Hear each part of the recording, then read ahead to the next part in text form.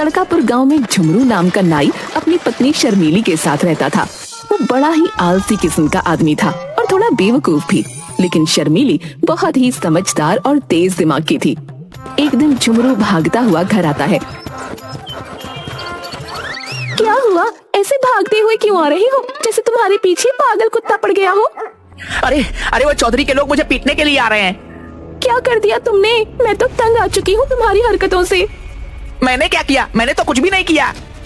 तो वो लोग क्या पागल हैं जो तुम पीटने आ रहे हैं? तभी दरवाजे पर, अरे ओ झुमरू के बच्चे, बाहर निकल। क्या हुआ भाई जी, क्या बात है? कहाँ गया झुमरू का बच्चा? तुम्हें पता है वो चौधरी जी की हजामत बनाते बनाते सो गया और उसने बालों के साथ चौधरी के कान भी काट दिए। ओहो, ये तो बहुत बुरा हुआ भाई। अब गांव में लोग उन्हें कनकटा चौधरी कहेंगे। अपनी बकवास बंद करो। और कहाँ है वो झुमरू का बच्चा? भाई उसे माफ कर दो, अभी तो वो घर पर नहीं है। वापस आता है तो मैं खुद उसे लेकर चौधरी जी के पास आऊंगी और उनके बचे हुए कान, नहीं मेरा मतलब है बचे हुए बाल कटवा दूंगी। कोई जरूरत नहीं है उसे लेकर हमारे सामने आने की। चौधरी के नौकर वापस चले जाते हैं और झुमरू कुछ दिनों तक घर के बाहर नहीं निकलता। सुनते हो, आज 4 दिन हो गए हैं तुम काम पर नहीं गए। कुछ काम नहीं करोगे तो घर कैसे चलेगा? तुम तो जानती हो कि मुझे काम करना बिल्कुल पसंद नहीं है और रोज रोज मेरे पीछे काम पर जाने के लिए मत पड़ा करो। ठीक है, थोड़ी दिनों में भीख मांगने के लिए तैयार हो जाओ। भीख क्यों मांगूंगा मैं? क्योंकि घर में रखा सारा राशन खत्म हो जाएगा, फिर भीख मांगकर ही गुजारा करना पड़ेगा ना। तुम्हारे आलस की वजह से कोई तुम्हें काम नहीं देता, हर समय तुम्हें सिर्फ सोना होता है। अब मुझे नींद आती है तो सोऊंगा ही ना। मुझे समझ नहीं आता दुनिया में कौन सा ऐसा इंसान है जो खड़े खड़े सोता है। अपनी नींद की वजह से तुमने कितने लोगों से दुश्मनी मोल ले ली है, अब तो कोई हमारी मदद भी नहीं करता। झुमरू अपनी नींद की वजह से कितने ही लोगों के बाल काटते काटते कान काट चुका था और कितने लोगों की तो आधी मूछें ही उड़ा चुका था। अब लोग झुमरू को हजामत के लिए नहीं बुलाते थे। एक दिन राजा जी के यहाँ 12 साल बाद बेटा हुआ है। उन्होंने अपना खजाना खोल दिया है, गरीबों को दिल खोल कर दान दे रहे हैं। तुम एक काम करो, राजमहल चले जाओ, महाराज से कुछ मांग कर लाओ। क्या मांग कर लाऊं? अभी भी क्या मैं ही बताऊं? खुद के पास भी थोड़ा दिमाग है कि नहीं, वही लगा लो ना। झुमरू राजमहल जाता है। महाराज मुझे भी कुछ दान में दे दीजिए। क्या चाहिए तुम्हें, बोलो। आज हम मुंह मांगा दान दे रहे हैं। महाराज ये तो मेरी पत्नी ने नहीं बताया, पर आप कुछ भी दे दीजिए जो आपको ठीक लगे। अरे तुम कैसे आदमी हो, मैं मुंह मांगा दान दे रहा हूँ, तुम्हें जो चाहिए वो मांगो। महाराज मुझे क्या चाहिए, मुझे तो बस सोने के लिए थोड़ी जमीन मिल जाए। ठीक है। महाराज झुमरू को गांव के बाहर एक जमीन का टुकड़ा देते हैं और झुमरू खुशी खुशी घर वापस जाता है। आ गए तुम, क्या लाए हो महाराज से? जल्दी से दो, मैं कुछ खाने का इंतजाम करती हूँ। महाराज ने मुझे जमीन का टुकड़ा दिया है। हे भगवान, तुम्हारे पास अकल है कि नहीं? हम जमीन के टुकड़े का क्या करेंगे? ये तो तुम्हारी गलती है। मैंने तुमसे पूछा था कि महाराज से क्या मांगना है, तुमने ही मुझे कुछ नहीं बताया। तो तुमने महाराज से क्या कहा? मैंने उनसे कहा कि आप मुझे कुछ भी दे दीजिए। महाराज ने कहा कि वह मुंह मांगा इनाम दे रहे हैं। वह बार बार मुझे ही पूछ रहे थे कि मुझे क्या चाहिए, इसलिए मैंने उनसे कह दिया तो मुझे तो जमीन पर सोने के लिए बस जगह चाहिए और महाराज ने मुझे जमीन का टुकड़ा दे दिया। हे भगवान, सिर्फ सोना और सोना ही तुम्हारी जिंदगी में है, इसके सिवा और कुछ भी नहीं। हमारे पास ना तो हल है ना खेत जोतने के लिए बैल, तो हम उस जमीन का क्या करेंगे? कैसे खेती करेंगे उस जमीन पर? तुम खुद चली जाती, तुमने मुझे क्यों भेजा? बस यही गलती कर दी मैंने जो तुम्हें महाराज के पास भेज दिया। शर्मीली बहुत समझदार थी, उसने ठान लिया था कि वो इस जमीन पर खेती करेगी। रात भर सोचने के बाद दूसरे दिन सुबह झुमरू को लेकर उस जमीन पर जाती है।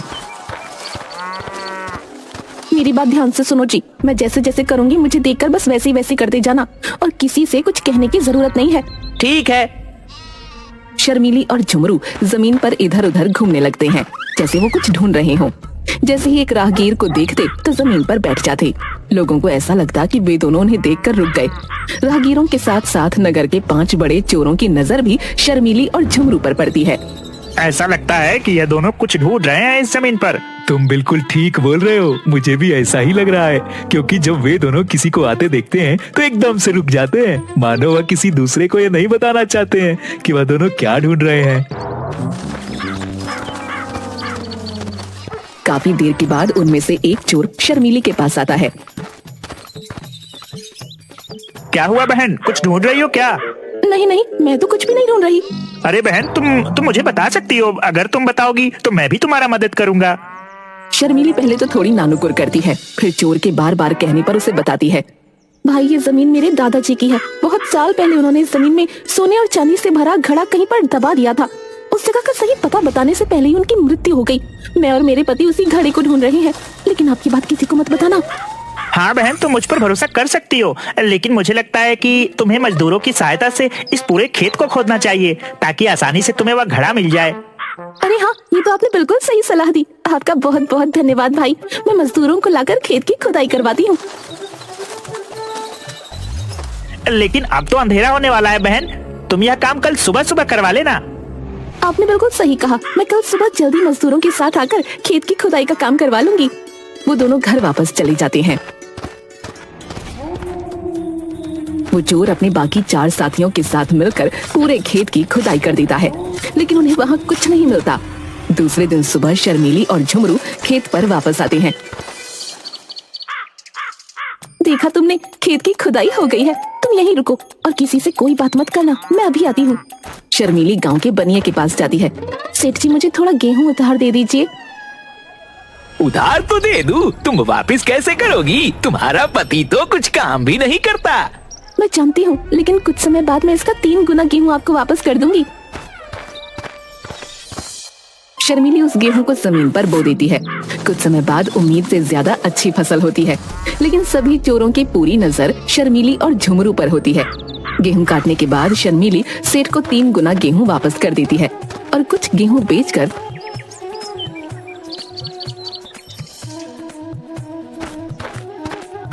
थोड़े सोने और चांदी के सिक्के खरीदती है। उस रात चोर शर्मीली के घर आते हैं। इस फसल में तुम्हें हमें भी हिस्सा देना होगा, क्योंकि तुम तो जानती हो उस जमीन को खेती लायक खोदकर हमने ही तैयार किया था। मैंने तुम्हें बताया तो था, उस जमीन में सोना मौजूद है। तुम इतनी मेहनत करने के बाद भी उसे हासिल नहीं कर सके, लेकिन वो घड़ा मुझे मिल गया और मेरे पास है। तुम्हारा उस पर कोई हक नहीं। मैं तुम्हें कुछ नहीं दूंगी। ठीक है, तुम संभाल कर रहना, हम अपना हिस्सा खुद ले लेंगे। एक चोर घर में छुप कर बैठ जाता है, लेकिन शर्मीली उस चोर को घर के अंदर छुपते देख लेती है। झुमरू चोरों की बात से थोड़ा डरा हुआ था। तुमने बेकार में ही चोरों से दुश्मनी मोल ली, अब ना जाने वह क्या करेंगे। डरने की कोई जरूरत नहीं है। हाँ, तुमने वह सोने और चांदी के सिक्के कहाँ रखे हैं? मैंने दरवाजे के नीचे घड़े में सिक्के रखे हैं, उसके ऊपर मिठाई रख दी है। अब तो पांचों में से सबसे समझदार मैं ही कहलाऊंगा। रात को जब ये दोनों सो जाएंगे तो मैं वह घड़ा लेकर बाहर निकल आऊंगा।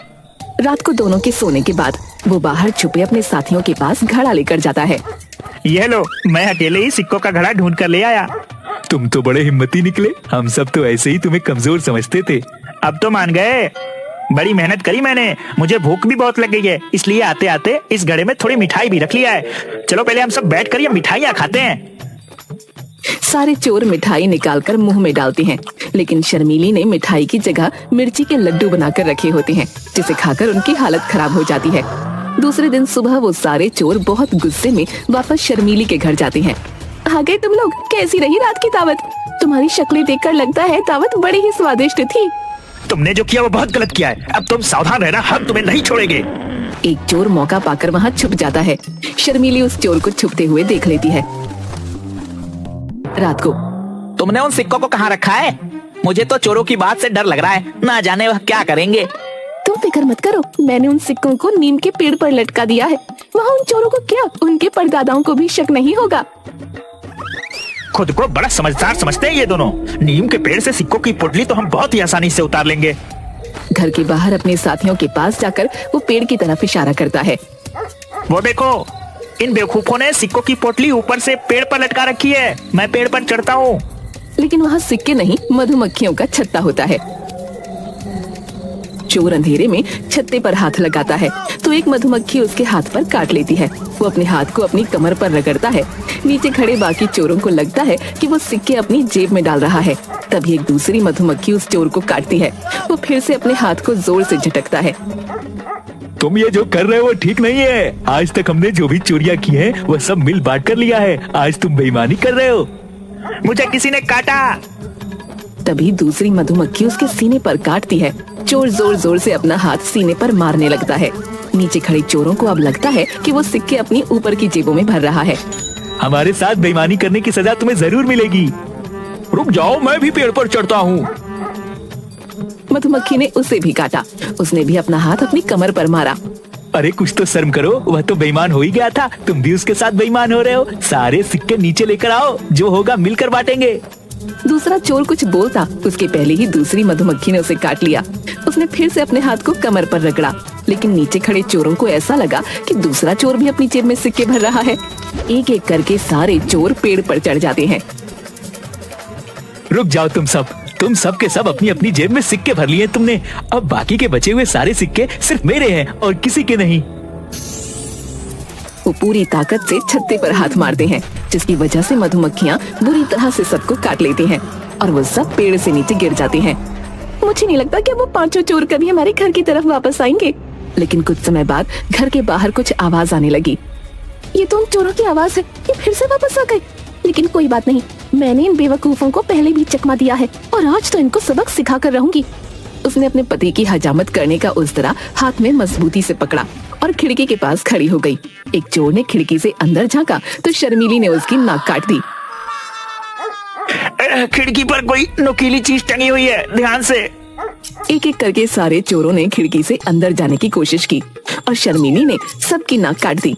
सिर्फ एक चोर की नाक बच गई। वो किसी तरह अपने साथियों को लेकर वहाँ से हकीम के पास गया। मुझे लगता है कि अब ये चोर कभी वापस नहीं आएंगे, उन्हें काफी सजा मिल चुकी है। तुम सही कह रही हो, मेरे साथ रहकर समझदार हो गई हो तुम। दूसरी तरफ चोरों को ये समझ आ चुका था कि वो इतनी आसानी से शर्मिली से कुछ नहीं ले सकते, इसलिए वो भेष बदलकर राजा के पास उसकी शिकायत लेकर जाते हैं।